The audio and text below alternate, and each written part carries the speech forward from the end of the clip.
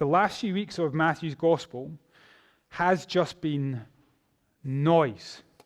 If you track through what we've seen, we've had crowds in a courtroom shouting, "Crucify him." We then had a company of soldiers in this kind of mock pit taunting him, saying, "Hail, King of the Jews!" Last week, we had rebels, passers-by, chief priests, teachers of the law, elders, heaping up insults like ammunition and then machine gun firing them straight at Jesus. You saved others, but you cannot save yourself. And in that raucous ruckus of noise, you can imagine how hard it was just to think clearly. You can imagine how hard it would be not just to follow the crowd. Sometimes normal life can feel that noisy. Anxieties in your head, WhatsApp pings, news notifications, social media feeds. Everyone's voice these days seems to be amplified. It can be very tough to work out what's been verified. How do you know what's been edited? How do you know what's been created by AI? And so you're in this world where you're trying to find the path to truth, but you feel like you're in a fog of fake news. Ever felt that? That's been the last few weeks of Matthew's Gospel. And if you were just to join with the majority, you would have joined in mocking Jesus. That's where populism would have pushed you. Today, something shifts. Today, all the mouths of creatures are silenced, and the mouth of the Creator speaks. God seems to be wanting to be very careful that you understand the cross of Christ correctly. It is such a significant scene. And so here's what you're going to see this morning. The Creator narrates the cross of Christ using creation. That's the line we're taking, all right? This is what you're going to see as we observe the crucifixion of Jesus. The Creator is going to narrate it using his creation. Now that's helpful. Some of us aren't book people. We laugh with Josh all the time. I'm not book smart, all that kind of thing. Some of us like very tangible evidence. Some of us are visual learners. And it's as if God says, all right, I'm going to demonstrate the meaning of the cross very dramatically in creation. You're going to see it. And his aim is to be persuasive for us so that we wouldn't just follow the crowd, but actually we begin to follow our Creator. And so before we rush into it, I do think we need to ready ourselves for it. It's holy ground. It's a significant scene. So I've prayed, but let me just give you a moment to prep yourself and pray for yourself. Maybe just to pray that you'd engage in that kind of mental airplane mode where nothing else can get in except this today. And so I'm going to give you a moment, and then we're going to allow our Maker to speak, all right?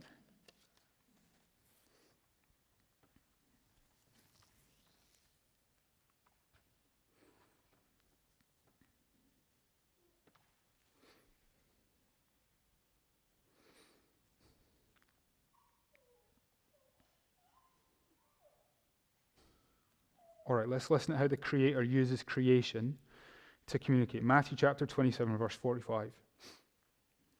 From noon until 3 p.m, darkness came over all the land. About 3 p.m, Jesus cried out in a loud voice, "Eli, Eli, lema sabachthani," which means, my God, why have you forsaken me?" Now you spot how the Creator uses creation to communicate. The first thing we're seeing this morning, he communicates as darkness falls. As his Son is suffering, he causes the sun to stop shining. He turns the lights off in Jerusalem. And can you imagine what would happen to all the insults, all the mocking, all the taunting, all the noise when everything suddenly goes pitch dark?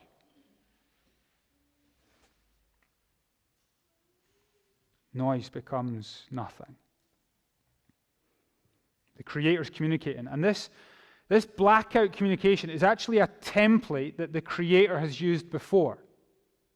Lots of times it comes in the Bible, which means we know what it means. When the skies become darkened, judgment is being declared. That's the point. He did it before. It's a story where God's people are enslaved in a place called Egypt. And God brings 10 plagues to communicate very graphically with the Pharaoh in Egypt. And the 9th of the 10 plagues is he turns off the lights off in Egypt. Egypt plunged into darkness as God communicates his displeasure with Egypt. But in that scene, Egypt's in darkness. The little camp where his people are, the Israelites, basks in luminous light. So the picture is displeasure with his enemies, but light for his people. And if you map that onto the cross, you would think, surely this would be darkness over Jerusalem, but God's Son would be the one basking in luminous light. That's what you'd expect, isn't it? And yet, the one suffering in the shadows is God's own Son. And what Jesus cries out from his own mouth actually decodes for us what the Creator is communicating. Look at what he says. My God, why have you forsaken me? We've got really used to people forsaking Jesus in Matthew's gospel. He's on the cross at this point because pretty much everyone has become against him, has betrayed him, or denied him. But although everyone else has forsaken him, the whole way through, the Father has remained at his side. The Father's words have always been on his lips. The Father's will has always been his way, and his every prayer has been addressed with the intimacy of Father. It's all he's ever known.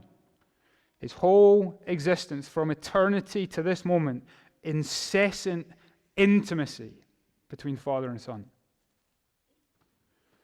But as he hangs on the cross, having been forsaken by everyone else, he is now even forsaken by his Father. And we need to see past the physical suffering of the cross to see this is the significant agony of his crucifixion. You hear it in his cry. He's still quoting one of his father's songs, Psalm 22, but he feels miles from his Father's side. And the brightness of where he's always called out Father, do you see it's now replaced with a darker, more distant God. What is being communicated is that as darkness has fallen on Jesus, the Creator's judgment has fallen on Jesus. I don't know if you remember one of the things that he was taunted with last week. He saved others, but he cannot save himself. But this darkness is what Jesus doesn't save himself from in order that he can save you from it. The judge of heaven in this darkness is experiencing and exhausting the judgment of God for his people. Now, some of us are beginning to realize, maybe in our lives, that we have racked up a debt of guilt before our Creator, because instead of following him, we have just followed the crowd. And instead of following him, we have run from him. And if that's you and you're feeling that kind of darkness and guilt grow, there is a sense in which it's right for you to allow yourself to kind of plunge pretty deep into that darkness, to allow yourself to wallow there for a while. But what the Creator is communicating with you is that as you get deeper into your own darkness and you meet this darkness, there is actually delight for you here.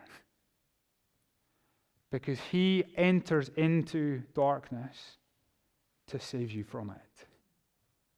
He is being forsaken by his Father for those 3 hours on the cross to save you from eternal darkness in hell. forsaken so that you can be forgiven. You see what he's communicating? Now, I know there's some of us here this morning who aren't maybe in the place where we're feeling the darkness of our guilt before our Creator. We're maybe more in the place where we're actually languishing in the darkness of questioning our Creator. We're in the place where we feel like we're victims and we haven't received justice.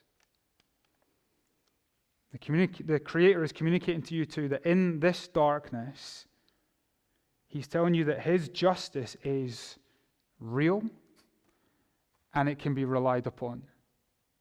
This darkness is just a 3-hour down payment on what is going to come at the end of the world when his perfect justice will not only deliver you, but it will defend you. And there is light in this darkness if that's you today. Right, we need to keep going because the Creator's got more to communicate. Darkness falls. Look what happens next, verse 47. When some of those standing there heard this, they said, "He's calling Elijah." Immediately one of them ran and got a sponge, he filled it with wine vinegar, put it on a staff, and offered it to Jesus to drink. The rest said, "Now leave him alone. Let's see if Elijah comes to save him." And when Jesus had cried out again in a loud voice, he gave up his spirit. The Creator's communicating. The one time that the creatures communicate at this point, all that happens is they uncover their own confusion. It seems that they've heard him calling for God in Aramaic, Eli, and they think that he's calling out for Elijah. But Jesus is not calling down a Savior. He is giving up his spirit. And he dies. He dies under darkness, this darkness having done its deed. He dies. And it's at this point that Matthew kind of makes a shift. And he wants you to see really clearly two things that the Creator begins to communicate. If you look at your Bible, right, see at the start of verse 51, the NIV, which is the translation we tend to use at GCC, isn't particularly helpful at this point. At the start of verse 51 should be the words, "and behold." All right? That's what the original includes. It's like Matthew said, right, look, you need to behold this. The Creator has communicated the kind of the reason for the darkness, the judgment of God. But now he really wants you to behold the results of that darkness. There's two of them. The first one comes in the first half of verse 51. At that moment, the curtain of the temple was torn in two from top to bottom. So the reason for the darkness we've seen, here's the first result. Darkness falls and a curtain tears. There's something here I hadn't realized, I don't think, until this week. Remember, up until this point, the land and all the people had been in complete darkness for 3 hours. But the moment the sun dies, the moment he gives up his spirit, as 3 o'clock comes, the lights came back on. That would have been the point where darkness is then replaced by light. So the sun dies, and immediately the sun starts to shine. But at the same moment as that happening, simultaneous, we're told the curtain of the temple was torn in two from top to bottom. And I don't think I'd clocked the beautiful thing of a curtain tearing and light coming in at the same time.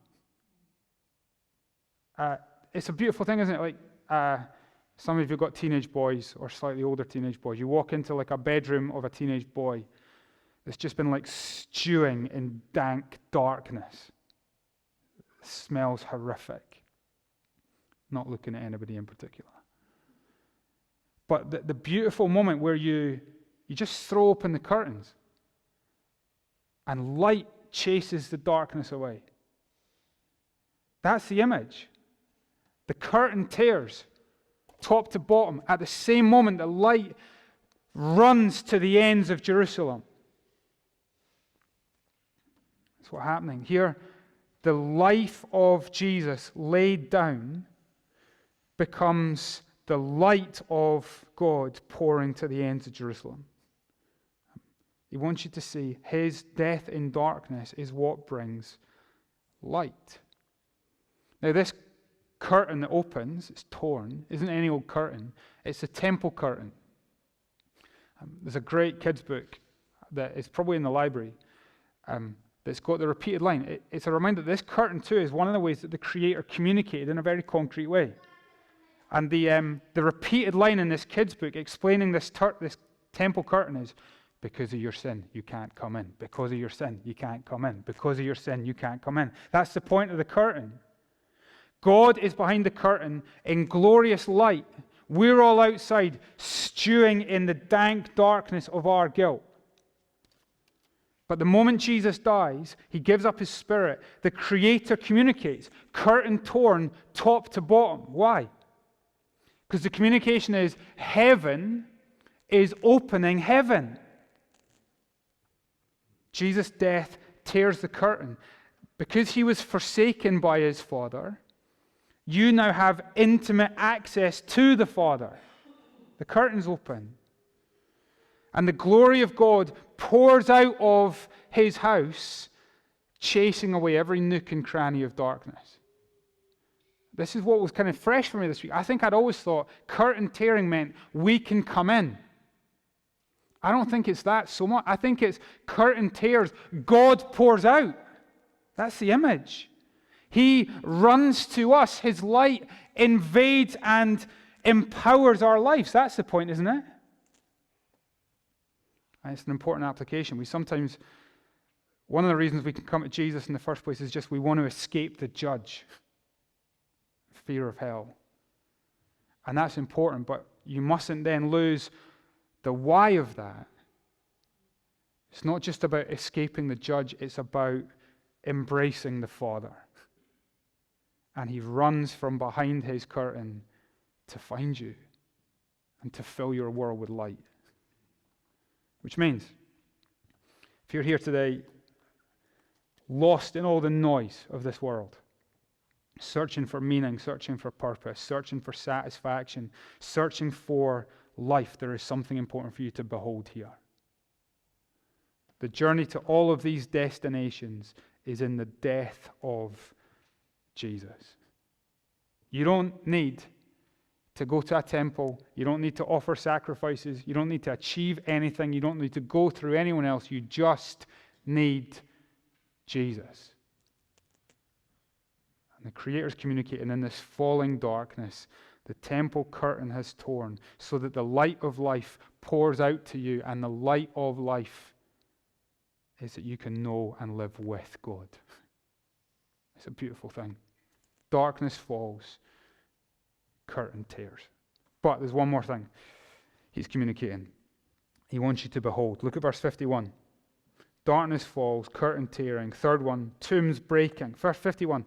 At that moment, the curtain of the temple was torn in two from top to bottom. The earth shook, the rocks split, and the tombs broke open. This is mental. The bodies of many holy people who had died were raised to life. They came out of the tombs after Jesus' resurrection and went into the holy city and appeared to many people. So here's the Creator communicating again, very concrete ways. Jesus gives up his spirit and the earth begins to shake.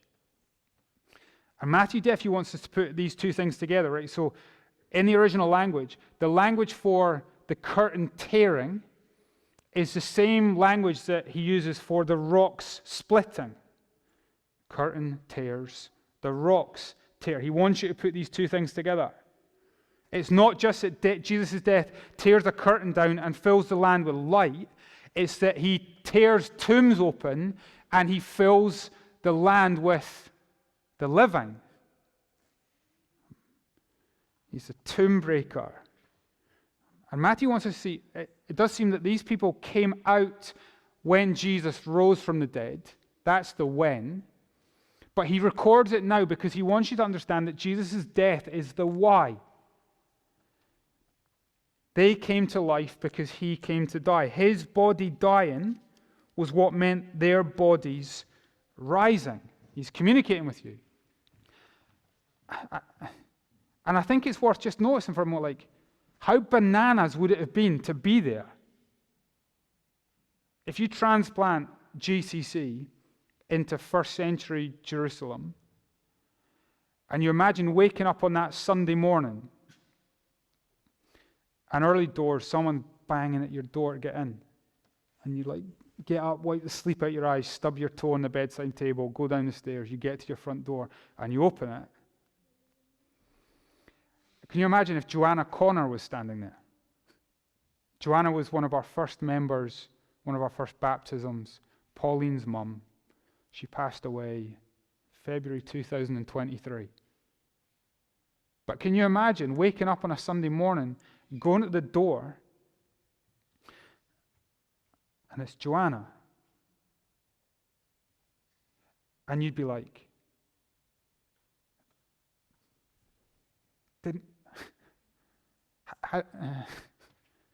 didn't I do your...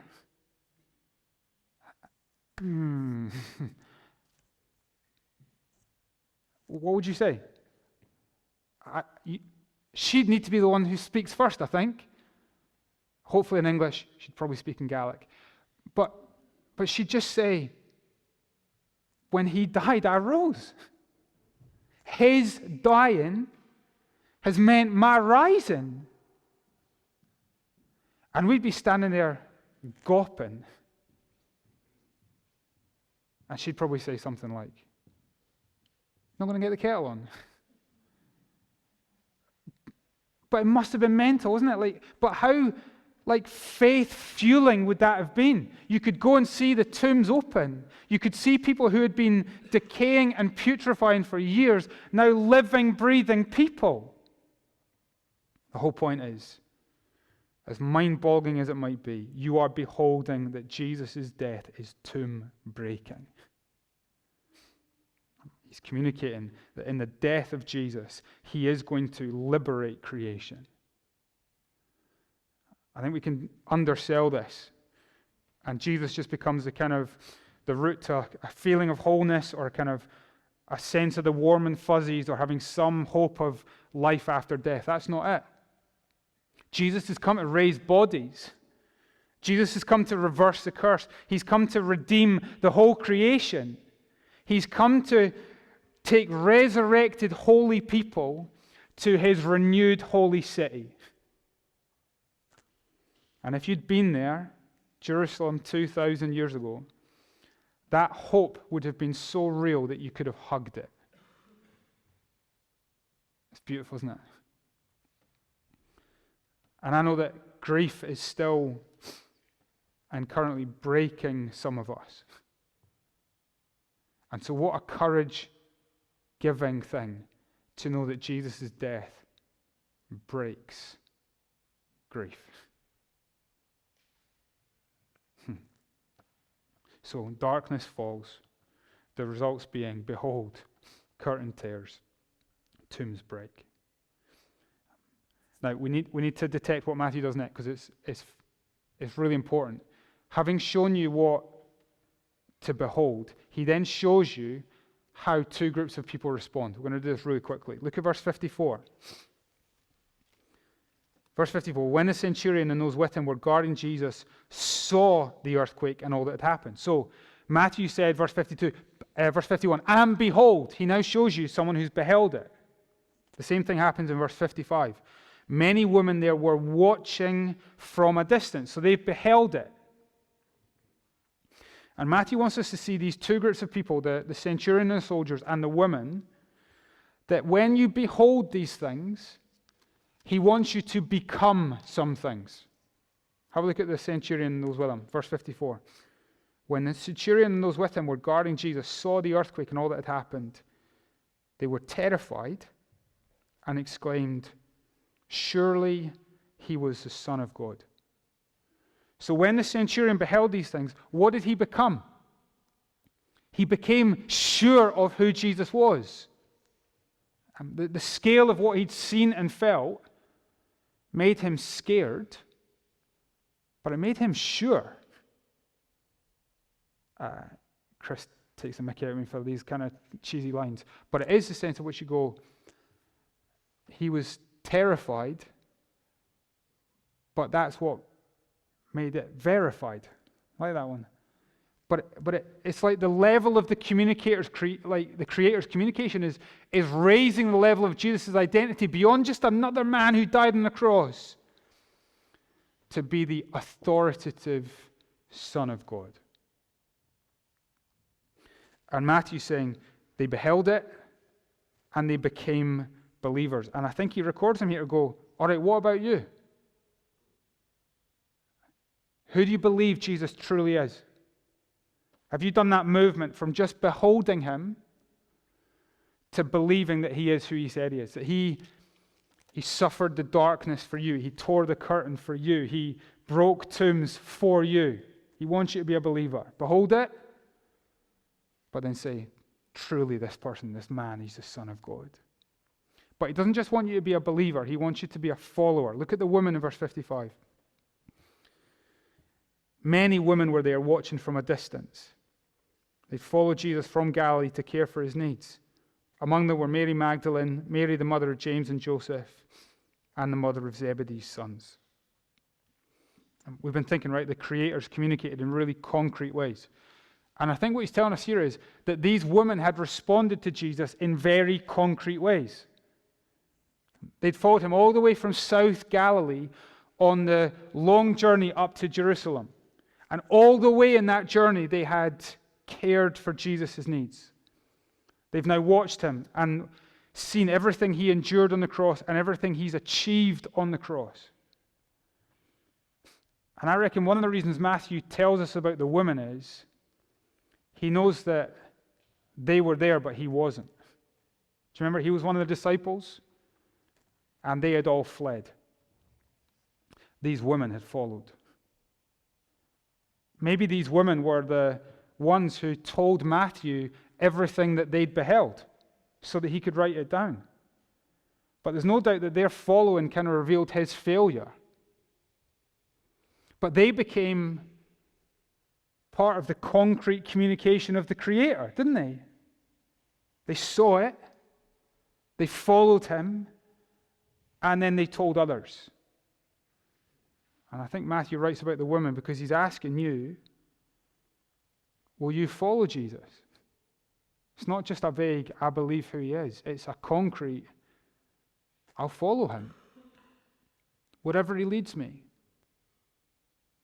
And when you follow him, you become part of the way that the Creator communicates.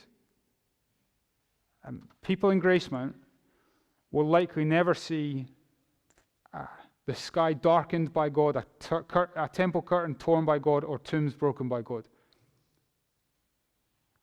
But they could see you follow Jesus. They could see your life step out of darkness and into his marvelous light. They could see your life follow him out of death and into intimate eternal life with God. They could see you walking against the crowd. They could see you following where Jesus leads you, caring for the needs of Jesus and his people. And when they see you in the life or the light-giving intimacy of God and the life-transforming work of Jesus, they will see in concrete ways that these three things that happened thousands of years ago are light-giving and life-giving in our community. Will you believe and then become? Will you have faith and then follow? So that more people in our community won't just follow the majority and mock in Jesus, but actually following him in the way to life and light.